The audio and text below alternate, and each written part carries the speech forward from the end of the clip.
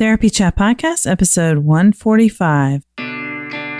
This is the Therapy Chat Podcast with Laura Reagan, LCSW-C.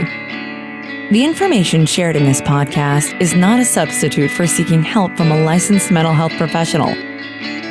And now, here's your host, Laura Reagan, LCSW-C.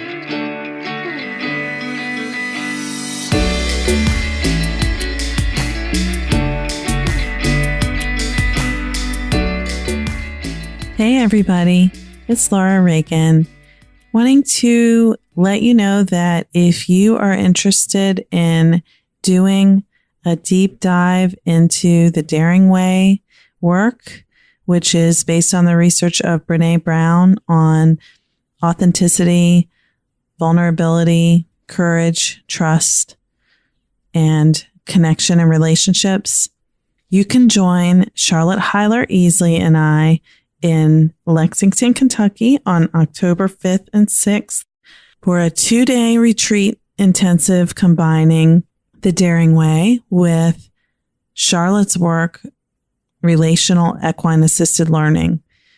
Yes, you heard that right. We are doing a 2-day retreat combining the Daring Way with working on trust and connection, boundaries, vulnerability, and authenticity through work with horses. It's an unbeatable combination. We had an amazing experience last November 2017 when we did 2 one-day retreats, and we wanted to expand to offer 2 days because we can go deeper in 2 days, and everybody loved the 1 day so much.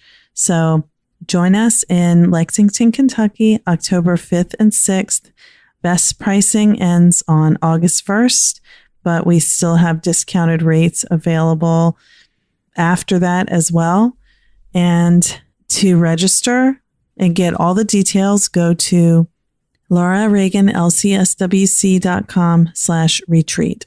If you want to understand more about why we are doing these retreats and what you can expect to gain from them, listen to episodes 55, 56, 123, 133, and 139.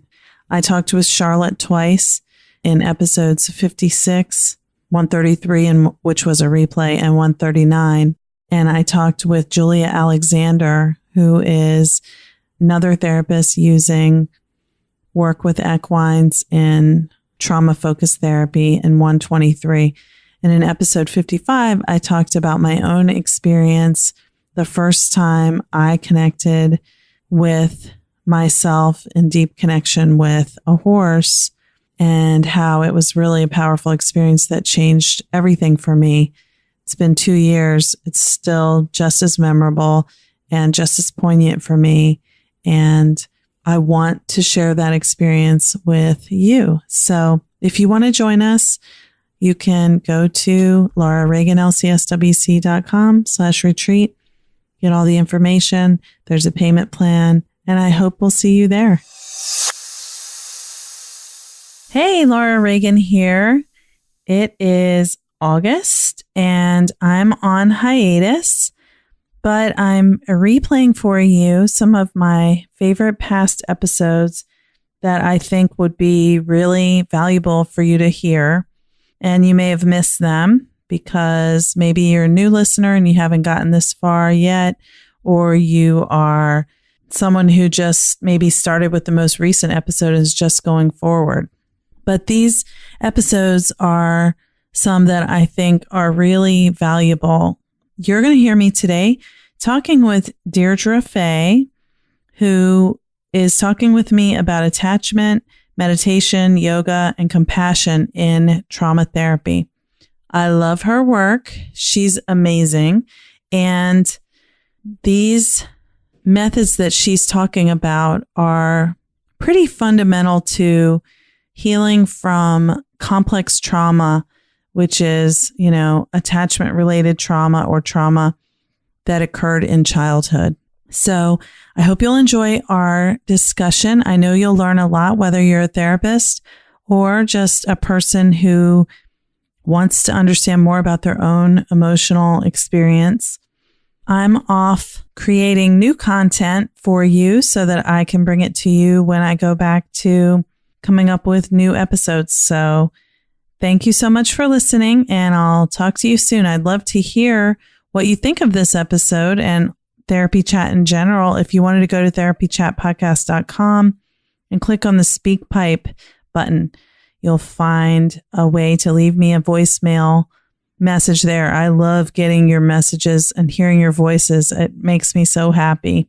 So thanks so much for being a listener of Therapy Chat. Talk to you soon.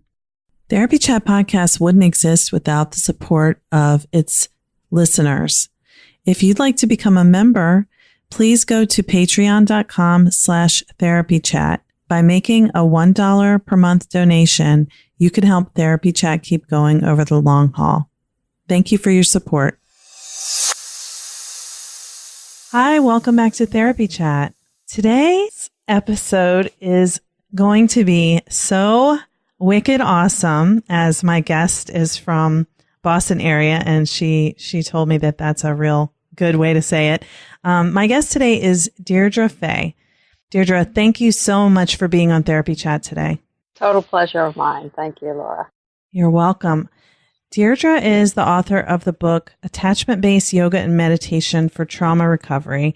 And I'm sure you have many other wonderful things that you do. So let's just start by, if you could tell our audience a little bit more about yourself and your work. Well, let's see. I'm currently a psychotherapist in private practice in Arlington, which is right outside of Boston. And I work with those with trauma and attachment wounding. I came into the field out of my own history. I had, in the late 80s, went into an ashram, a yoga ashram in the Berkshires, Kripalu Yoga. And it was in that safe cocoon that my own trauma history came up, unbeknownst to me. And I really went, it just threw me for a loop. I went from being able to be in my body, training for triathlons, doing yoga every day, meditating for hours, to suddenly not wanting to get out of bed. You know, my duvet was my best friend, and I just didn't want to see people. I didn't trust anybody. So it was really a hard adjustment. And I thought to myself, well, what the heck? What happened to me? You know, how come I was able to be so in my body before and I can't now? And yet if all the yoga, not just yoga, but of all the ancient traditions and the wisdom is that you can live safely in your body. Well, you know what? I wanted that. I wanted back. And so that just began the process of really exploring, how do I live in my body? How do I put my mind together again? You know, how do I put the pieces back? And then I went to Smith, got my master's degree in social work. And while I was doing that, I was working at McLean Hospital for one of my internships. And somebody heard that I had lived at Kripalu and asked me if I would come to the dissociative unit in the evenings and teach them yoga and meditation. And I said, sure. I didn't know what it would be like, but I was so game to share what I knew and had learned and what had helped me. So I got a lot of profound experience there. That was way before really anybody was working with trauma and attachment. And then Bessel van der Kolk heard about the work I was doing and invited me to join his team. And so I got an incredible training there and ended up supervising. It was during that time that I also created the Becoming Safely Embodied Skills, which are now used internationally. People often just find the book and then work on it on their own or share it with their therapist. So that's been powerful to do. And then the next thing I really did is I took a workshop with Dan Brown, my mentor in attachment, and I realized this is the missing piece that I didn't have anything about. And so I joined a weekly study group that he did for over, I don't know how many years we did that, and then we went into a monthly, and then we ended up creating a book, which is Attachment Disturbances for Adults, which is out, came out last year, September. So we co-wrote that, and then at the same time I was writing my other book. So it's been crazy but good, and powerful to be of service to people in the world. Oh my gosh, that is incredible. The experience that you've had and working with Bessel van der Kolk and bringing the attachment work into all of this. I'm thinking about, dissociation used to be seen as this kind of very rare, very, kind of so far out of the normal range of mental health disorders kind of symptom. And now we know that, there's such a spectrum of dissociation, and people can be dissociative and not realize it and may not have full-blown DID. But I just imagine bringing yoga into that work at that hospital must have been an amazing help to the patients who were there at that time. I hope so. What I learned there is the kind of yoga that I could do, having learned that I lived in an ashram, was one thing, but then how to step it down into smaller and smaller bits. I also learned that how hard it is to be in the body, and that I couldn't just translate a posture into something that somebody could do. I had to, again, step it way down. Like, how could they sit in their seat and do something? I remember doing practice, using just as to try it out and experiment, the lion pose, which is where you extend your tongue, and just like nobody could do that. Nobody wanted to do it. It was triggering. And then we had to talk about it and explore. And so I learned, just being in such collaborative experience with people about what worked and what didn't work, and how to adapt yoga to people's experience. So it was such a gift, when people let me into their worlds. I'm sure you know this, Laura. Mm-hmm. They get close and they let me see and be with them in the most vulnerable places. And then together we find a way through to a greater sense of healing. And that's boy, is that really the best. It is. And of course, when someone has an attachment injury, trust is one of the hardest things. So it takes so much trust to allow someone to kind of witness your inner life and to trust them to try to help you move in a different direction when things seem really hopeless. Right. Beautiful. So can you talk about kind of how you got from there to here? What you're doing now, what you do in your practice? Right. Gosh, that's such a good question, and I don't really have an easy answer. I feel like I just took one step at a time. I mean, there were plenty of times where I thought, I don't know what I'm doing. Why am I doing this? And then I'd be sort of guided to do the next thing. And I guess as a result, I really feel like I'm doing what I'm supposed to be doing in this world, in this lifetime. And if I had my druthers, I might have designed it differently. But I feel like I'm really supposed to be working with changing how we deal with suffering and the transformative power of suffering.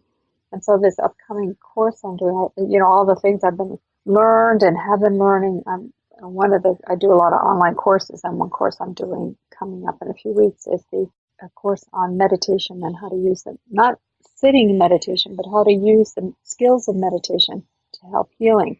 And the reason why I'm bringing it up now is this idea of healing trauma is a modern day bodhisattva training. That's really what I have come to believe, that suffering, especially trauma, is something that we can heal from, and that we actually, it's instrumental in bringing out the best in us, which is so convoluted because we think when we're traumatized, we end up feeling the worst about ourselves. But I really believe that in working with it, we can transform that, and the best of us comes out. And it comes out because we're remapping, repatterning inside ourselves what should have been there from the beginning. The basic foundations of security and connection, the sense of feeling safe in the world, being safe physically and safe emotionally and psychologically, learning how to be seen and known and how to attune to ourselves and attuning to other people so that other people have that sense of connection, learning how to soothe and reassure myself so I have a felt sense of feeling comforted, knowing how to express delight in myself and in other people so I have a sense of self-worth and sense of valuing of myself, learning how to support myself and other people and let myself be supported, let myself be guided and mentored and help do the same for other people. And then probably one of the most important things is learning about conflict and repair and trusting that conflict is actually to help me get better in the world. It's about healing, it's about the relationship breaking apart so that it can get better and stronger, not so I'm at a loss or devastated. So I think those things are so essential. And those are what brought me to where I am. Yeah, and those concepts you just mentioned, I don't know about the people who are going to be listening to this, but for me, as you express them that way, for some of us, they may be things that we've never thought about at all. Like, do I feel safe in the world? What does that feel like? What does that feel like in my body? And if you've never experienced it because you really don't have a secure attachment and you just don't know what it feels like not to be afraid, it's a real, pretty much a mind-blowing concept to imagine being emotionally safe. So true. But anyone can get there. It's just a healing process that needs to occur. I agree completely. And I feel so strongly about it that's why I do a lot of the things I do that don't even make that much money. It's just, I want to find a way to help create healing in the world, just like you're doing, Laura. And I think so many people are doing, it's a heart-centered, sacred endeavor more than trying to conquer the world. Yeah, it's not about power. No, it's not about power. It's about empowering. There you go, Laura. Mm-hmm. Yes. Oh, gosh, you're giving me chills. So some of the things that you talk about in this latest book are shame, developmental trauma, attachment, which those three things kind of go hand in hand. Talk about self-compassion, parts work, and yoga therapy. Can you talk a little bit about what people will find in your book and who it's for? All right, that's a good question. Norton Publishing, they asked me to write this book and they wanted it oriented toward therapists, towards a more academic approach.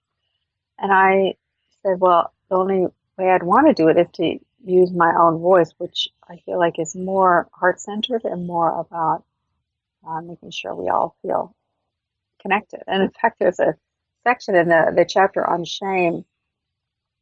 The publisher really wanted me to take some of the elements out. Like I was a little, not graphic, but, I feel like I wrote about what it's like to have a shame attack and to be caught in that. And they wanted me to kind of clean it up. And I said, no, it's more important for me that people feel connected to and heard and seen through the writing, that they're not alone, than to whitewash it and make it nicer than it is. So pretty much what's in the book is designed, yes, for therapists, but more for all of us, for people.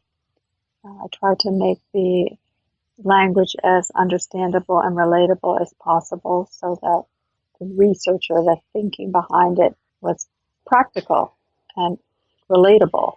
Yeah, and because therapists are actually people too, it should work well, because as we read, we don't want to be so clinically detached from the information we're learning that we don't realize that this applies to ourselves as well. Yes. Because I think, for every therapist, we have to be self-aware and self-reflective if we want to be really able to truly connect and help people heal. It's not just like we are doing something to our clients. It's a collaborative process, and we have to be in it as a person too. Right with you on that. But I think, you know what, I think there's a little bit of I'm not sure how to say it, like a little bit of a split in the field where there are people that are wanting to be more academic and think about a little bit more removed in the old.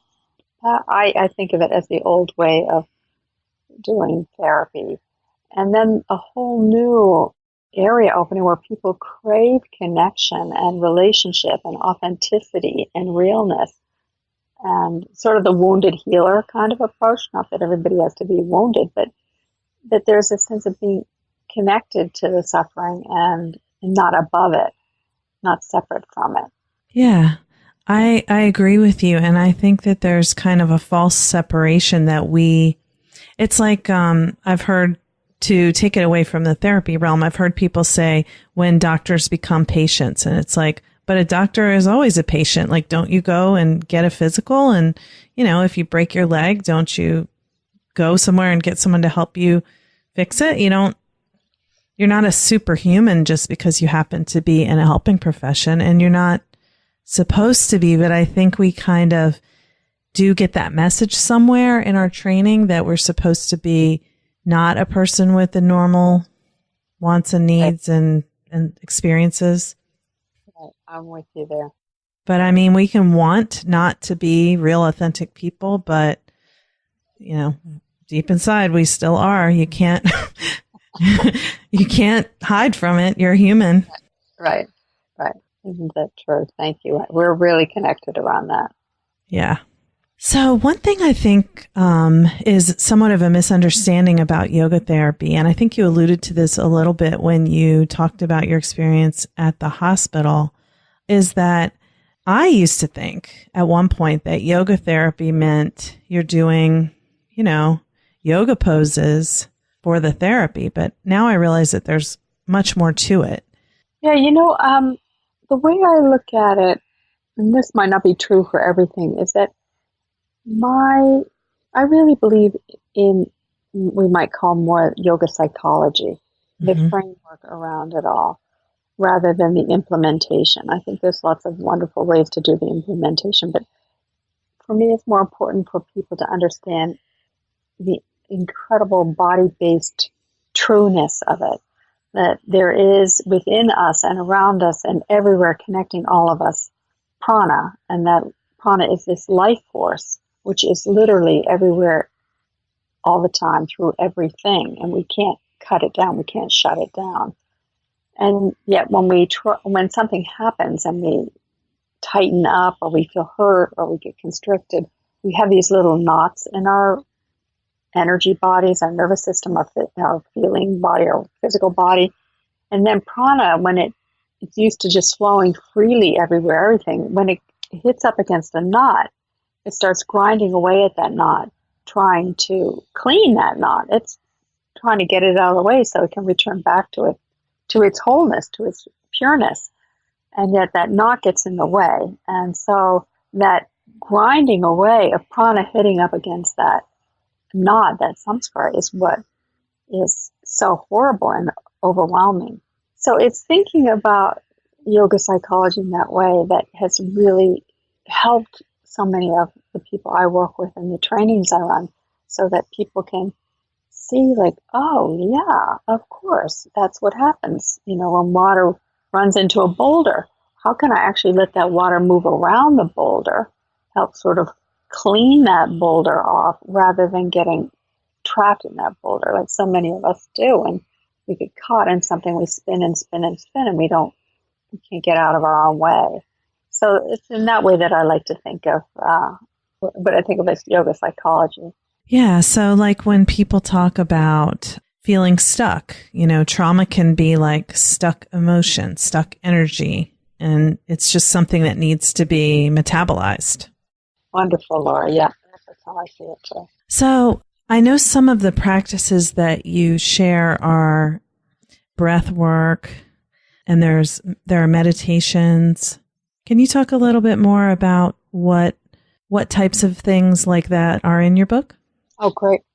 I found, and probably you have too, Laura, that working with trauma and attachment wounding, that there's no set protocol. There's no one thing to do to help. It's like I have to have a really big toolbox. So what I wanted to do in the book was to have body practices, meditations, breathing practices, psychoeducational practices, art projects, anything that has helped people that I've worked with, so that at any point you can dip into the toolbox and see what's there and try it out, because there's no set thing to do. And what I learned a lot years ago training in Gestalt therapy is that you do experiments. You try something on. If it works, then that's great. If it doesn't work, you try something else. So I tried to have enough in there so that people could have practices that could work. Maybe not all of them work for them, but something's going to work. Yeah, I love it, because again, with that cognitive part of ourselves, we want to have like an instruction manual from A to Z. First do this, then that, then this, then that. But, there's too many variables involved to really be able to use those those kinds of really manualized strategies with each person and have the person feel like you're attuned to them. So you talk about the true self, which is a yoga concept, right? Well, there's a sense of, it's hard to find language for some of these things. And in IFS, in the Internal Family Systems model, we talk about it as self with a capital S. And some people like that. Some people, psychosynthesis has other language. And I really didn't know what the right language to fall down on. In yoga, there's the idea of the Atman, which is there's many different levels of the soul, and the Atman is the highest, most, you can call it the most identified with this physical presence. And so there's that idea. And I thought, well, how do I say this? How do I communicate this and find a simple word? So, I was trying to find language that would fit across the board and not be exclusionary. And that's why I chose that. Yeah. I think you're capturing one of the things about doing more developmental work, and body-oriented work, is that it's harder to verbalize the concepts because it's that different part of your brain. It's more of the expressive part, not thinking part. Right. And then this whole area that they're beginning to do research on is the sense of what is consciousness, and if we're not just our brain, who is in the brain? Who is the person, not just the brain, and not just the mechanisms. And it's hard to find language to address that. Yeah, those are some really complex things to think about for sure. So another point you brought up, or actually a term you used when you were talking about your upcoming course, is bodhisattva. Can you tell people what a bodhisattva is for anyone who isn't familiar with that? Sure.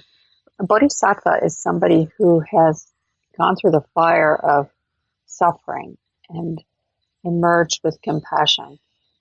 And in fact, they are the Buddhas of the world that have chosen not to leave their bodies, but to stay and work on this plane with people to help other people heal, to be able to be with their suffering.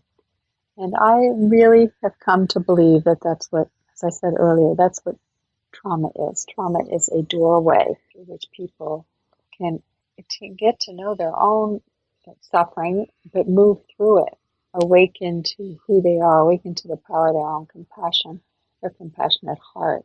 And I really believe that any of those of us who've suffered in any form, that we are being called to create a foundation of healing and compassion in the world. And we're going to need it because there's so much difficult stuff going on in the world and so much acute suffering. And so I really feel like we're being asked from a greater force, from our own hearts that have chosen this to help. So that's what I think bodhisattvas are. The whole idea is how to use trauma as a transformational tool.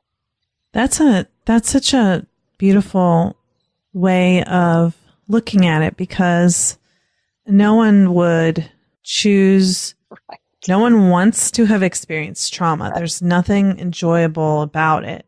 And there's no desire to diminish how painful and unfair it is to have experienced trauma. Right. And yet, because there's no all or nothing, even those traumatic experiences can be something that can enrich our lives. Yes, absolutely. I absolutely believe that. And there was a time I was training in yoga in India, and it's hot, and you're sitting on concrete, and it's crowded, and it's not a comfortable environment. And I remember I was kind of spacing out, but there was the guru who was teaching us told a story. And I write about this in the book. I something about that story. I just snapped out of my reverie and listened. And he was saying this story about how in the Upanishads, which is one of the great texts of yoga, that the fetus is given its sort of instructions on what it's meant to do in this lifetime. And then through the pain and suffering of birth and coming through the birth canal, of being emerging from the body and transitioning from the mother's body into regular life, they forget what those instructions are, and that the rest of our life is trying to remember that. It's all this huge process of remembering, who am I supposed to be? What am I supposed to do? And from that point of view, the idea is that from our highest self, the Atman, the most evolved sense of ourself, we actually choose a lifetime and a set of circumstances to take birth and to learn some lessons. And there's that cosmology has some good points and some not good points. But I know when I was in my own process and trying to heal and slogging it out, it really helped me. It's like, okay, I'm not here just to be in pain. I'm here for a reason. I had no idea what the reason was. I couldn't make sense of it. I just, it is. You're slogging it out and it's painful and hard. But it made a difference to me to think that I'm not here just to be in pain. I'm here to learn how to befriend this pain and this suffering so that something else could emerge, even if I don't quite know what that something else is. Yeah. I think one way that people think about that is what meaning can you make of the suffering you've experienced? Right. Yes, indeed. Because if it was for no purpose and it's just for you to be miserable and feel horrible and suffer in pain, right, that's hopeless feeling. That feels terrible. Let's just give it up. Right. I think that's where people are like, well, what's the point? And I think, trauma can really make you feel like there is no meaning and there is no purpose. And so if you can get connected with what purpose there could be, I think it can be very healing just to be able to even have that perspective. I'm so with you. Yeah. So not to put you on the spot, but what would you say to someone who might be listening who is in that place kind of where you were when you had all of your trauma kind of come crashing down on you when you were at Kripalu, and they're not seeing how things could get better? What suggestion might you have for someone in that situation? One of the things we all have to keep doing, whether we're in the most acute of our pain or at any point in life, is learning how to separate out the positive and the negative and turn toward the positive. One of the stories I tell is that I have a geranium in my office which has the most beautiful leaves. I just love them. And it's across the room from me, just in front of the window. And usually clients sit somewhere in that area. So when I would sit and be talking to people and listening to them, I would watch how my geranium would keep turning toward the window. And as many times as I would turn the geranium around to face me so I could see its beautiful leaves, by the end of the day, the leaves had turned back around toward the light. And someday it just dawned on me, I thought, oh my God, that's what I need to do. That's what we need to do. We need to all turn toward the warmth and the nourishment and just open to that and drink that in. And I thought, what would that be like? What's it like to, instead of turning toward the dark or the sadness or the grief, what's it like to turn toward the light and the warmth? And then can I actually not just turn toward it, but can I open up and receive that deeply into it? Can my cells be changed? Photosynthesis is the whole idea of what happens in a plant. But that means that not only are they exposing themselves to the light, but they have these receptors that allow taking that light in and that warmth and transforming it inside. And that's what I say to myself even now, and that's what I would say to anybody, is that even when you're suffering, find even 1%, one thing. The reason that you're listening to this podcast is you're looking for help. Let yourself reach for help. Let yourself reach for whatever warmth or kindness. But not only that, can you take that into your body? If you hear something that you resonate with it, what's that like to take that resonance from outside and bring it inside? Can your little baby toe on your left foot, can it feel that resonance and tingle with it? And can your heart open? Can your spine relax around it? It's like the remembering that there is love and everything is not just the pain. Mm-hmm. That's right.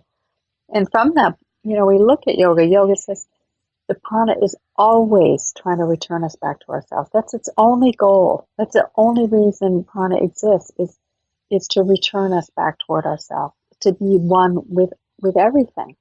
And so if we're in pain, how do I learn how to ride that prana, listen to that life force energy, and let myself be returned? And that isn't a path of suffering. It's learning how to surf the suffering, ride the suffering, and find compassion in it, so that I can keep moving toward and back to myself.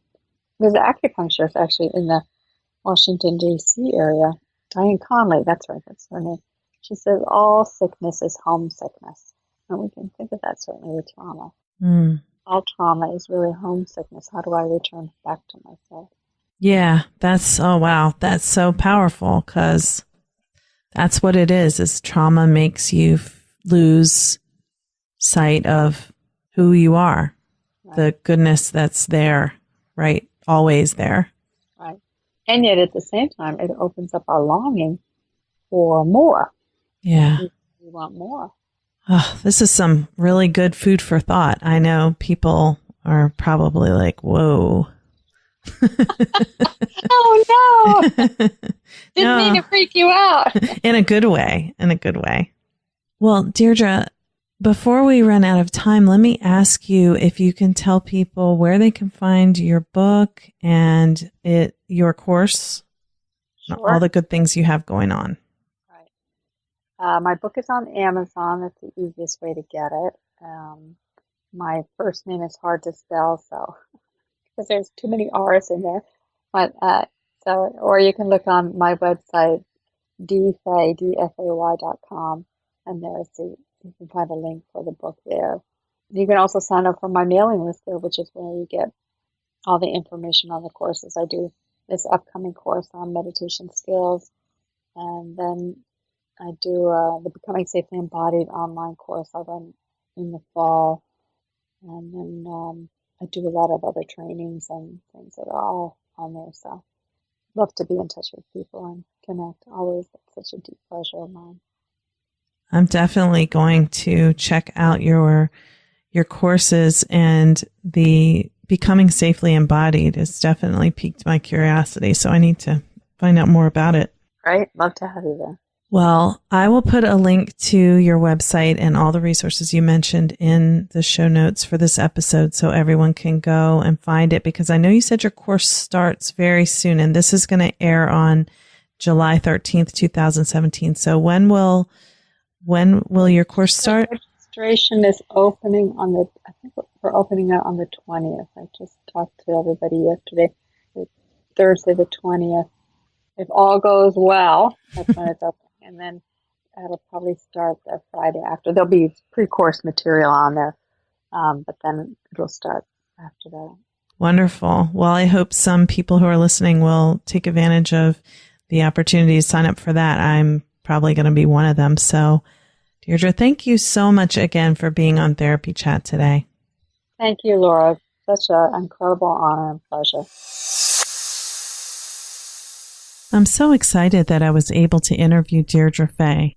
I found it very powerful when she was talking about her experience at Kripalu having basically a breakdown when her trauma came crashing down on her. And she talks about this in her book as well. I hear from a lot of people who say, I meditate, I do yoga, I'm on a spiritual journey, and all of a sudden something is blocking me and I don't know what it is.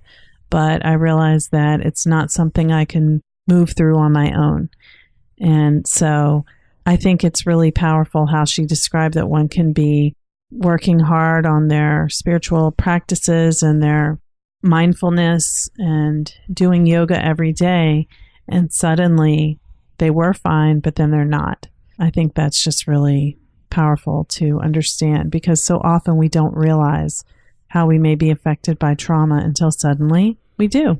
So I just want to emphasize one more time, especially for therapists, that Deirdre's latest book, Attachment-Based Yoga and Meditation for Trauma Recovery, is amazing. She talks about attachment theory and describes yogic philosophy. She talks about shame and self-compassion and how that shows up in the body.